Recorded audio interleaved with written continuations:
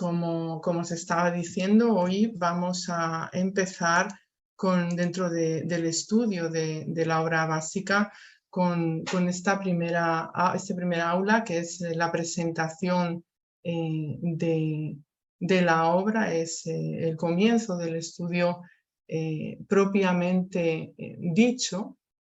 Y bueno, pues lo que vamos a hacer en este espacio de tiempo, que es una hora apenas, una brevísima presentación de la obra magna del espiritismo, del libro de los espíritus. Porque este libro pues será la base para todos los demás estudios, es la piedra angular de la doctrina espírita, es realmente, ¿no? Un código, es el código de una nueva fase de la evolución nuestra, de la evolución humana, ¿no? Pero para emprender este breve estudio es muy necesario que veamos lo que sucedió alrededor, ¿no? Dar unas pequeñas pinceladas sobre el contexto social que rodea su aparición, ¿no? Todos sabemos, ¿no?, que la fecha preciada por nosotros los espíritas es ese 18 de abril de 1857, en el que esta obra ve la luz en París, ¿no? Y es en este siglo XIX en el que vemos cómo se van a ir dando inicio a los grandes movimientos revolucionarios europeos, movimientos que, entre otras cosas, abolieron el absolutismo, que fueron capaces de implantar la economía liberal y de alguna manera pues ya dejaron atrás, aniquilaron el antiguo sistema colonial. Y estos movimientos estuvieron apoyándose en las ideas renovadoras de la filosofía y de la ciencia que previamente habían sido divulgadas en el siglo XVIII por personas, por espíritus denominados pues iluministas, enciclopedistas. Esta etapa del iluminismo va a suponer una auténtica revolución cultural a todos los niveles, cultural, política, filosófica en Occidente. Es muy importante, ¿no?, que nosotros en nuestros estudios tengamos en cuenta, ¿no?, este contexto, ¿no?, estos tiempos anteriores a la aparición de esta obra que estudiamos con tanto amor, ¿no? ¿Por qué? Porque fijaros, ¿no?, la filosofía iluminista de la que estamos hablando va a ser una apuesta por la razón humana como camino, como único camino para salir de la ignorancia y por ese pensamiento crítico frente a la superstición e incluso la religión, ¿no?, que tanto poder tenía. Y es un momento en el que se va a poner en tela de juicio cualquier tipo de privilegio y ya sea de cualquier orden, de orden social o político. Estamos en el momento en el que se potencia la importancia, ¿no?, de la razón, algo que va a ser tan necesario para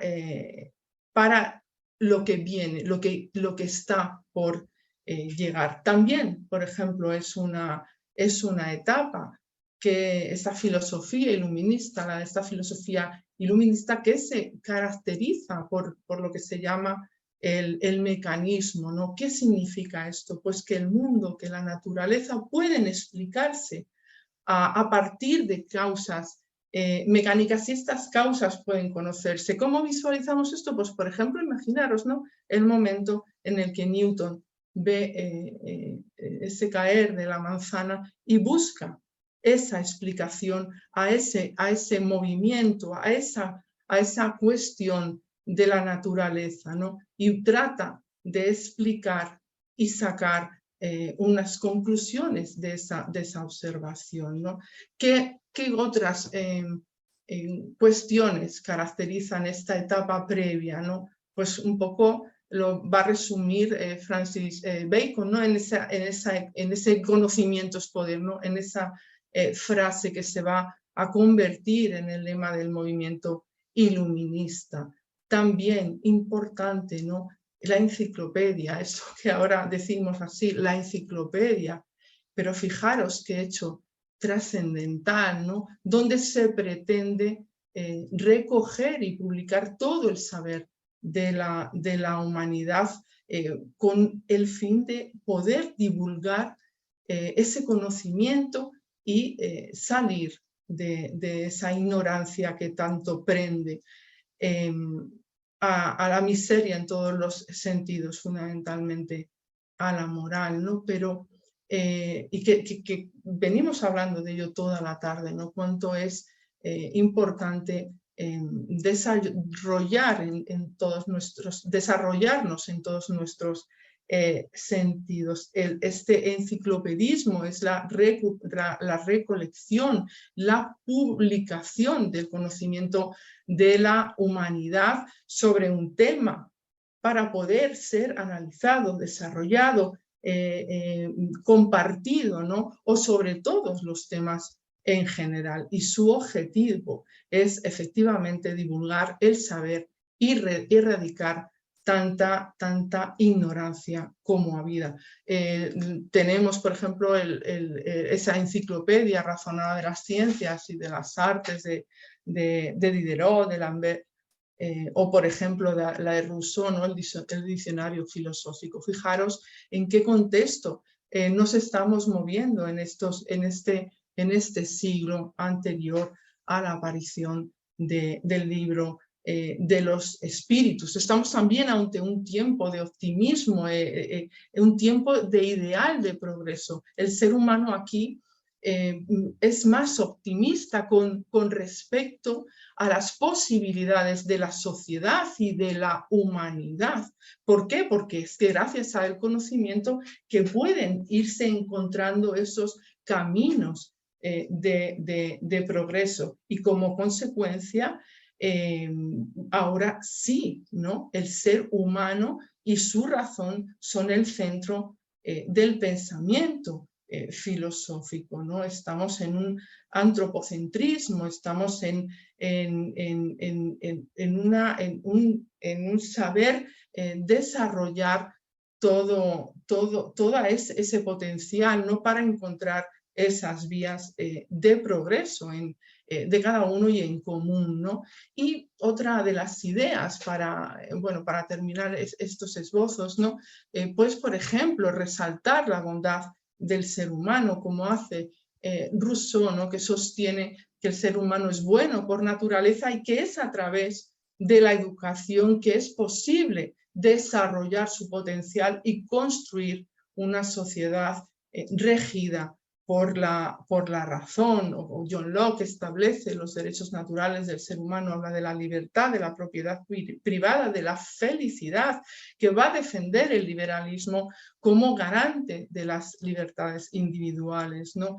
Y claro, si nosotros en estos pensamientos no se parte de la base de que hay una razón común para todos los hombres, estos pensadores ilustrados van a tener una actitud cosmopolita y se van a interesar por las diferentes culturas, por las diferentes lenguas, ¿no? Entonces, fijaros, ¿no?, Emmanuel, por ejemplo, en su libro A Camino de la Luz, que habla de todo esto, él dice que elevados espíritus de la filosofía y de la ciencia reencarnados, y hace el inciso de particularmente en Francia, pues iban a combatir, además, creo que esta frase la ha dicho, me parece que la ha dicho Joaquín en su estudio del ESNE, ¿no? Iban a combatir los errores de la sociedad y la política, haciendo zozobrar los principios del derecho divino en nombre del cual se cometían todas las barbaridades. Entonces, con la presencia de estos reformadores, ¿no?, encontramos pues una gran acción en este siglo, y es aquí con esta pléyade de reformadores donde vamos a encontrar estas figuras, a Voltaire, a Montesquieu, a Rousseau, a D'Alembert, a Diderot, a Quesnay, todos ellos, muchos de ellos, ¿no?, que van a traer unas grandísimas enseñanzas que además van a tener una gran repercusión en América del Norte y en todo el mundo. Ellos traen destellos de sentimiento, genialidad, y van a ser los instrumentos activos del mundo espiritual aquí en la Tierra, con vistas a la regeneración de las comunidades terrestres en ambos lados de la vida, en su actuación en este siglo y en su actuación ya como espíritus dentro de la nueva revelación. Y hemos mencionado América del Norte porque las ideas de estos autores, por ejemplo, de la enciclopedia y de las nuevas teorías sociales, habían encontrado una gran acogida en estas colonias inglesas de América del Norte, ¿no? También Emmanuel dice que el mundo invisible aprovecha de esa forma la gran oportunidad, decidiendo ejecutar en las nuevas tierras los grandes principios democráticos expuestos por los filósofos y pensadores del siglo XVIII. Es aquí en América, ¿no?, que en Estados Unidos, donde se absorbe de forma efectiva el pensamiento renovador de los iluministas. Ellos van a proclamar su independencia política el 14 de julio de 1776 y con posterioridad pues van a elaborar la Constitución de Filadelfia, que es el modelo de los códigos democráticos del futuro, ¿no? Y todos estos hechos tienen una gran repercusión en la independencia de los Estados Unidos. Va a tener gran trascendencia en Francia, ¿no?, donde también estamos recogiendo comentarios de Manuel.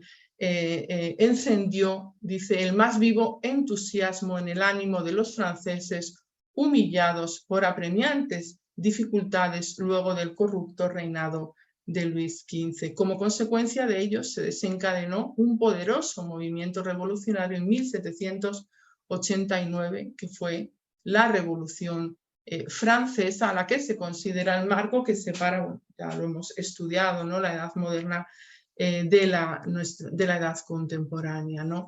Los sucesivos progresos culturales en todos los ámbitos del saber humano generados por la Revolución Francesa fueron tan significativos que este siglo XIX queda en la historia como el siglo de la razón, del mismo modo que el anterior, como no podía ser de otra manera, quedó denominado el siglo de las luces, porque a mi forma de ser, desde luego, fueron encendiendo esas luces para la humanidad y para nosotros desde nuestro punto de vista y desde nuestra concepción espírita para el advenimiento de esta nueva revelación, y que podemos ahora mismo ver de una manera esquemática las transformaciones que pudieron influir en las generaciones posteriores. Hay un contexto histórico que es necesario como mínimo apuntar en este estudio que nosotros estamos contemplando antes de entrar en el libro de los espíritus propiamente dicho, ¿no? Tenemos, pues esto ya lo hemos dicho, la Revolución Francesa con sus consecuencias. Aquí se producen hechos importantísimos como la Declaración de los Derechos del Hombre y del Ciudadano, que tiene una significación histórica inmensa, ¿no? Esto ocurre el 26 de agosto de 1789, donde la Asamblea Nacional Constituyente francesa aprobó esta declaración que se va a convertir en un legado fundamental de este hecho, de esta revolución, y constituyó también la base de la Declaración de las Naciones Unidas en 1948.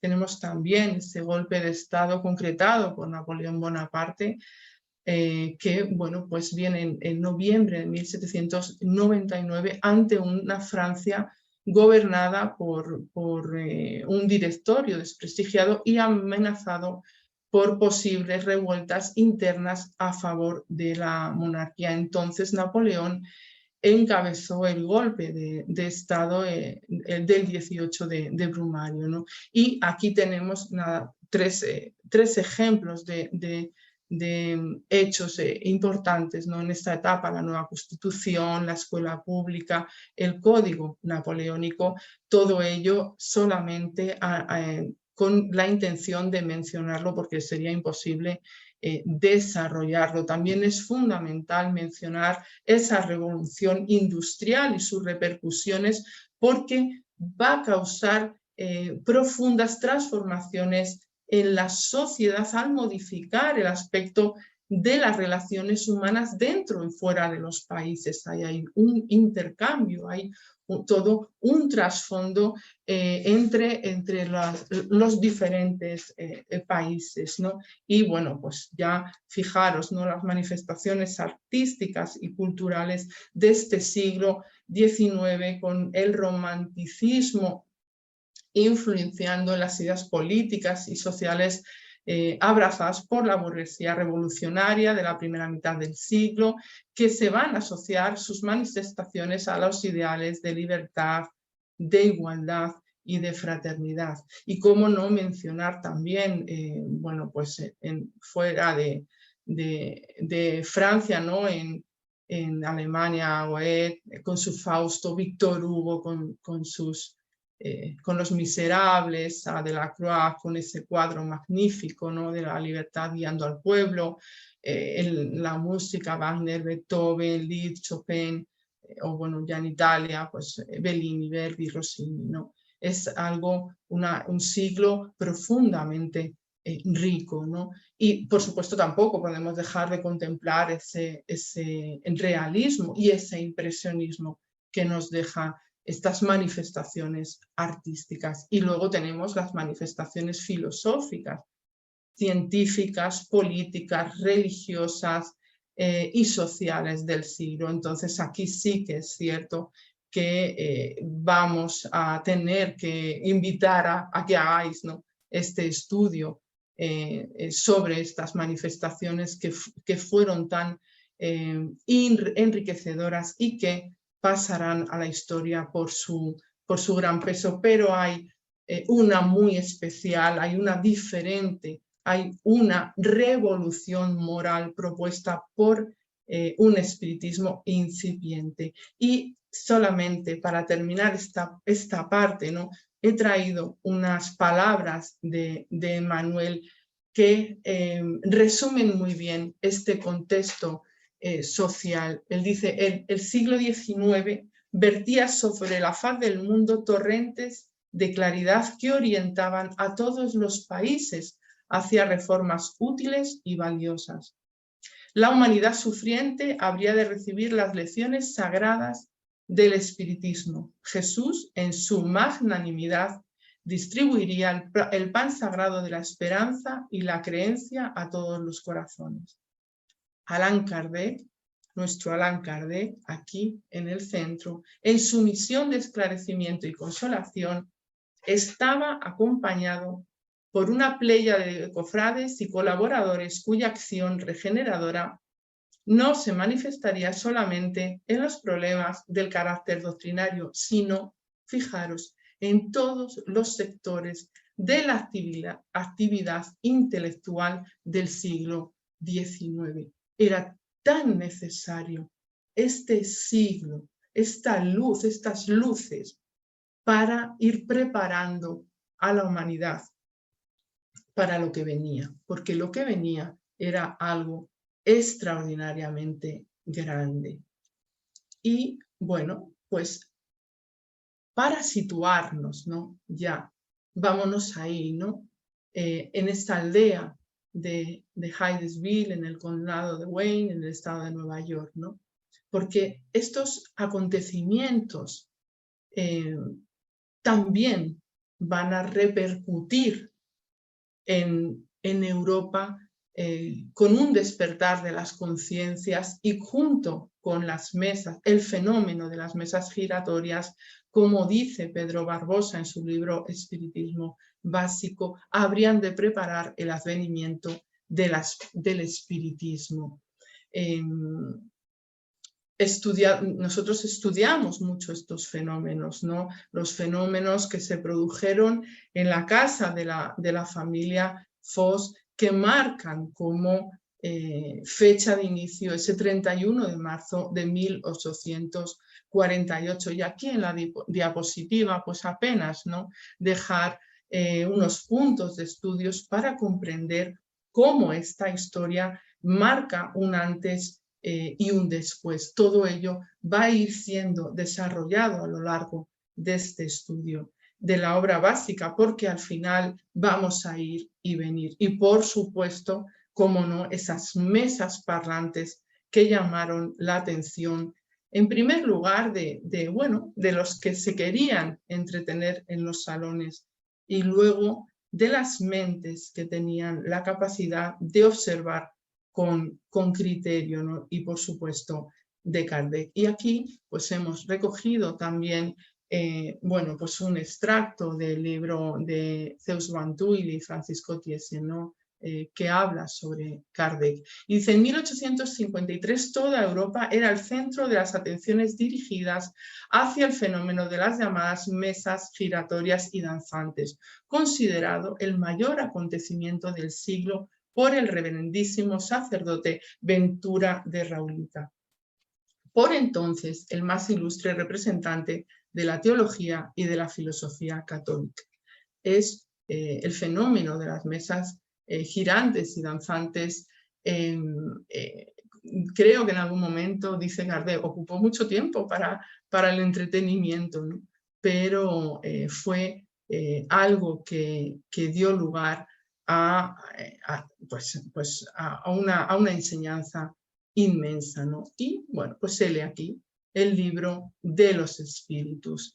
Ese 18 de abril se inició para el mundo la era espírita y con él se cumplía la promesa del Consolador, del Paráclito o Espíritu de verdad.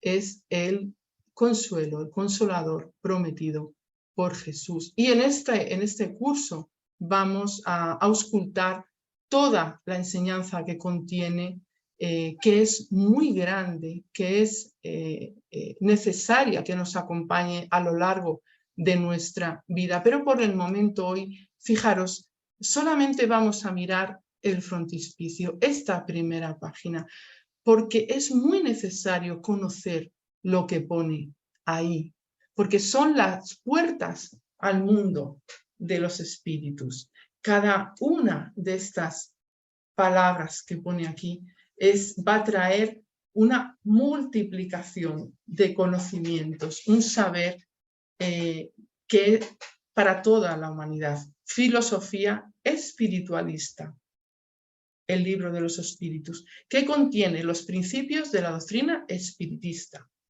El que sobre la inmortalidad del alma, la naturaleza de los espíritus y sus relaciones con los hombres, las leyes morales, la vida presente, la vida futura, el porvenir de la humanidad. Y todo ello según la enseñanza dada por los espíritus superiores con la ayuda de diferentes medios, recopiladas y puestas en orden por Allan Kardec. Fijaros que no reparamos muchas veces en este frontispicio, pero fijaros lo que contiene. Si miramos paso a paso, ya después de los años que llevamos, decimos, madre mía, qué barbaridad. Y el que empiece a leerlo, que se tome su tiempo, que no tenga prisa, porque es algo que le va a cambiar la vida.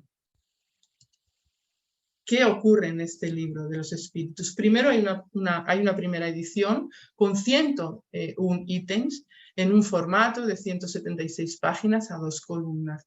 Este va a contener, pues claro, las enseñanzas que brindaron los espíritus liderados por el espíritu de verdad. Y estos mensajes fueron recibidos pues por medios muy jovencitas, por Caroline y Julie Baudin, cuando eran muy pequeños, muy jóvenes. También por la señorita Yafet, otros medios, como Hermano Fox. Ellas se pusieron muy jóvenes al servicio de la espiritualidad. Y aquí, en esa primera edición, se recogen estas preguntas y respuestas. Y en la segunda edición, a la que Kardec va a considerar la definitiva, pues también se utilizaron otros medios, porque él era un gran observador, él necesitaba contrarrestar, hacer la misma pregunta a diferentes medios y se valió bueno, en algunas ocasiones de hasta 10 medios, ¿no? La obra más desarrollada en esta edición está formada por 1018 preguntas y contiene pues eso, notas adicionales, comentarios de Kardec y sale el 18 de marzo de 1860 y este es el libro de los espíritus que nosotros hoy ya manejamos y que vamos a ver un poquito en su estructura. Es necesario explicar que Kardec es un gran educador, es especialista en pedagogía, es el gran pedagogo. Yo cuando leo este mismo frontispicio lo imagino la mente de Kardec porque él está especializado en pedagogía, él va a buscar la mejor manera de transmitir esta enseñanza y está diseñando los conocimientos de una nueva ciencia, está diseñando la manera de trasladarlo a lo que sabe que es algo para la humanidad. Y es por eso que también él necesitó de una preparación. Por eso entendemos que se elige a él, porque ya hay una preparación espiritual, pero se requiere una preparación que él ya tenía como pedagogo, como bueno, pues educado en las artes, en las ciencias, en la filosofía, en las lenguas. Es su capacidad pedagógica la que le hace ser el gran codificador de las grandes enseñanzas de la humanidad. La obra no fue escrita en rigor por él mismo, ¿vale? Esto se lo dejan muy claro también los espíritus, que lo tiene que transmitir así, ¿no? Está elaborada sobre la base de las respuestas que ofrecían los espíritus a sus preguntas, que como sabéis, yo siempre digo, hay que ser muy inteligente, muy capaz para hacer buenas preguntas, ¿no? Bueno, pues entre los espíritus que cooperaron a la realización de esta obra magnífica, pues vamos a encontrar muchos que vivieron en la tierra en diferentes épocas, ya predicando y practicando la virtud, la sabiduría, ¿no? Estos espíritus, yo sabéis que también invito siempre a conocerlos, porque nos tenemos que fijar que efectivamente ellos ya llevaban también un recorrido, ellos teniendo en cuenta su época, la cultura, el momento, porque el contexto, su contexto también es muy importante de ver, ya desarrollaron, ya dieron testimonio de ser pues adelantados, de estar en una completa o muy grande sintonía con las leyes divinas, con las ciencias, con el conocimiento, con la cultura, con todo aquello que hace, que colabora con el progreso. Muchos de estos espíritus, cuando leemos, cuando indagamos en ellos, vemos perfectamente el hombre encarnado, la mujer encarnada, reencarnada y el espíritu que luego se comunica desde el cielo, y vemos realmente su coherencia, incluso también cómo ha ido preparándose para colaborar con esta obra, ¿no? Y también algunos otros vemos en la codificación pues, que no fueron conocidos bueno, pues que no llegan a nosotros con un nombre conocido, pero que también pues, dieron muestras de, desde luego, una gran bondad, ¿no? Aquí los que hemos puesto en la diapositiva, pues creo, sí, son los que firman en los prolegómenos, que ya los veremos en su día. Y vamos, para no comernos el tiempo, a hablar un poquito de bueno, vamos ahora, a partir de ahora, a hablar de la estructura general de la obra.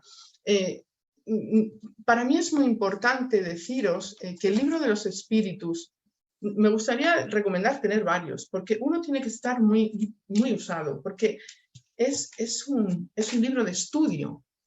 Y la organización del libro está hecha para entenderlo en toda su complejidad, en toda su estructura, en todo su puzzle, ¿no? Entonces necesitamos manejarlo bien y conocer esta estructura. Tenemos esta introducción que está compuesta por 17 ítems que vamos a ir viendo a lo largo del estudio de la obra, donde van a aparecer los principios básicos de la doctrina, donde va a haber una apreciación crítica también de las opiniones de sus detractores, que como no tenía que haberlos, y también aquí vamos a ver pues, aparecer esos términos espírita, espiritista y espiritismo.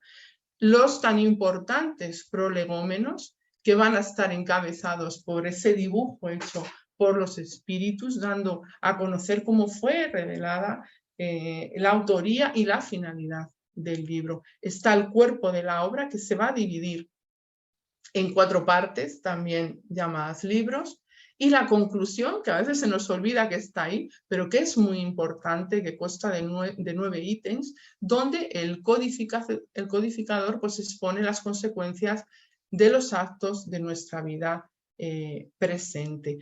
Tenemos aquí, hemos traído, ¿no?, este dibujo, ¿verdad?, que le dicen, que hacen los espíritus y le expresan esto, ¿no? Pondrás a la cabeza del libro el sarmiento que te hemos dibujado, porque es el emblema del trabajo del creador. También en su momento lo explicaremos, pero fijaros, la rama representa el cuerpo, el espíritu es el licor, el hombre destila el espíritu por medio del trabajo, y tú sabes, le dicen que solo por el trabajo del cuerpo adquiere el espíritu conocimientos.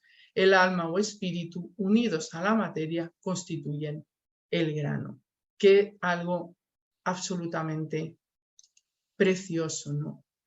Y bueno, vamos a mirar un poquito estas partes, ¿no? Este cuerpo. La primera parte nos va a hablar, son las causas primeras, y bueno, pues va a tratar el tema de Dios, de los elementos generales del universo, de la creación, del principio vital, todo ello vamos a irlo estudiando. Fijaros si tenemos ahí trabajo, ¿no? Estudio. La segunda parte va a hablar del mundo espírita o de los espíritus, la encarnación de los espíritus propiamente, del regreso, de la vida que tenemos nosotros ahora, la vida espiritual, de la pluralidad de existencias, de la vida espírita, del regreso del espíritu en esa vida en el mundo espiritual a la vida corporal, de la emancipación del alma, tan importante para conocer luego estos fenómenos, esta comunicación, de la intervención de los espíritus en el mundo corporal y de las ocupaciones y misiones de los espíritus y de los tres reinos. La tercera parte, que la hemos estado mencionando en la clase anterior, porque no podemos jamás dejar de hablar de esta parte de las leyes morales, pues nos va a hablar de lo que es la ley divina o natural y luego va a pasar a esas 10 leyes, la de adoración, la ley de trabajo, de reproducción, de conservación, de destrucción, la ley de sociedad, la ley del progreso, la ley de igualdad, de libertad y la más importante, que es la ley de justicia, amor y de caridad, para terminar hablándonos de la perfección moral. Y luego en la cuarta parte, en el cuarto libro, vamos a ver cómo nos desarrolla las esperanzas y los consuelos, las penas, los goces terrenos y las penas y los gozos futuros. De verdad, todas son importantes. Es absolutamente necesario entender que sí, las leyes morales son fundamentales, nuestro foco, pero tenemos que entender todo, porque esta obra es una obra en la que no podemos excluir nada, porque todo viene así diseñado pedagógicamente para comprender en su esplendor, ¿vale? Esto, por favor, necesitamos un estudio completo. En la conclusión, bueno, pues lo que os he dicho, en 9 ítems, el codificador expone las consecuencias futuras de los actos de nuestra vida presente y retomando los conceptos básicos de la doctrina espírita, pues le da un armonioso remate a la obra. Y hay una cuestión que no se nos puede pasar, que es el tema de las correspondencias. Y lo vamos a poner aquí un poquito para que vayamos visualizando, ¿no? Hay una parte que se refiere al mismo, ¿no? Al propio libro, a su propio contenido, ¿no? Es el conjunto de los libros primero y segundo hasta el capítulo 5, que el capítulo 5, sí, hasta el capítulo 5, que es las consideraciones sobre las pluralidades de la pluralidad de la existencia, de las existencias. Y luego tenemos el libro de los medios, que sería la segunda obra de la codificación, que tiene la fuente en el libro segundo a partir del capítulo 6 y hasta el final. Del capítulo 6 estamos hablando de la vida espírita, ¿vale? Esto, como luego os voy a pasar el PowerPoint, pues ahí lo tenéis. La tercera obra de la codificación espírita, el Evangelio según el Espiritismo, es una derivación natural de este libro tercero, de las leyes morales, ¿no? Tratando pues, sobre pues, la aplicación de los principios de la moral evangélica y la práctica de la caridad. El Evangelio según el Espiritismo tiene la base en estas leyes, ¿no? Y luego, pues, el cuarto libro, que además comenzaremos su estudio ya mañana, El cielo y el infierno según el Espiritismo, deriva a su vez del libro cuarto, en el que se examinan los problemas relativos a las penas y los goces terrenales y futuros. Aquí, como hemos dicho, es el menos estudiado, desde luego es un libro interesantísimo que necesitamos conocer para realmente quitarnos, ¿no?, de tantas imágenes que nos han perseguido a lo largo de la historia y realmente nos van a hablar de la justicia divina, ¿no? Y el quinto libro, la Génesis, los milagros y las profecías según el Espiritismo, se relaciona con los capítulos 2, 3 y 4 del libro primero y los capítulos 9, 10 y 11 del libro tercero, que tratan problemas buenos de la evolución en la Tierra. Aquí la Génesis es también un libro que es realmente apasionante. Y luego tenemos estos pequeños libros, ¿no?, el Espiritismo en su más simple expresión, o que es el Espiritismo, que son libros de introducción al estudio de la doctrina espírita con una claridad increíble, ¿no?, que podemos encontrar un poco su correspondencia en la introducción y en los prolegómenos, ¿no? Entonces, fijaros, ¿no?, en este esquema, cómo hemos ¿cómo vamos a poder ver que tenemos ante nosotros un verdadero tesoro que es si queremos crecer como espíritus, precisamos conocer, porque pone cada cosa en su lugar, porque son las enseñanzas de aquellos que ya desarrollaron, desarrollaron unos potenciales tremendos, que participaron en cambios trascendentales para la humanidad y vienen a colaborar a las órdenes del Espíritu de la Verdad para traernos esta enseñanza que tenemos casi los que desde luego nos acercamos a ella, la necesidad y el deber moral de interiorizar, de llevar a nuestras vidas, ¿no? Y para terminar, pues esto, ¿no?, que dice que hemos traído aquí. El libro de los espíritus viene a inaugurar una nueva era en el estudio de los problemas espirituales. Hasta su publicación, tales cuestiones eran tratadas de un modo empírico o tan solo fantasioso. Las religiones, con sus intrincados sistemas teológicos, o las órdenes ocultistas, desplazaban los problemas del espíritu hacia el terreno del enigma. Lo sobrenatural se ha vuelto natural.